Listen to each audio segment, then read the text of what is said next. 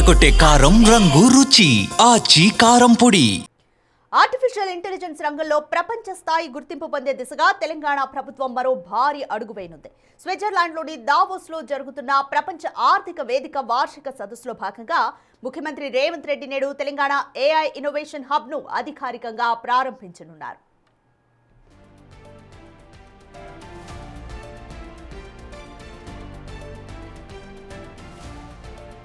ఈటీఏఐహెచ్ కేవలం ఒక కార్యాలయం మాత్రమే కాకుండా ఏఐ ఆవిష్కరణలను వేగవంతం చేసేందుకు ప్రపంచంలోనే తొలి స్వతంత్ర ఏఐ ప్రయోగ వేదికగా పనిచేస్తోంది.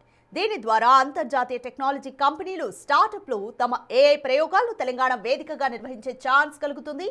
తాము కేవలం పెట్టుబడులు మాత్రమే అడగడం లేదని, ఏఐ భవిష్యత్తును నిర్మించే ప్రతిభకు తెలంగాణలో పెద్దపీట వేస్తున్నామని ముఖ్యమంత్రి రేవంత్ రెడ్డి ఈ సందర్భంగా స్పష్టం చేశారు.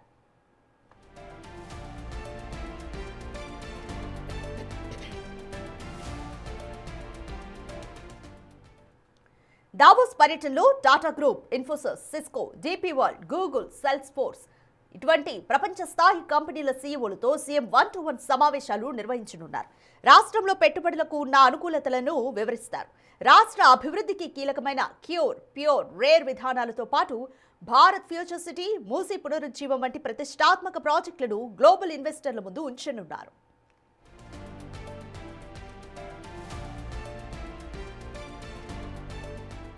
ఈ ఏడాది దావోస్ సదస్సుకు 130 దేశాల నుంచి సుమారు 3,000 మంది ప్రతినిధులు, 64 మంది దేశ అధినేతలు హాజరవుతున్నారు.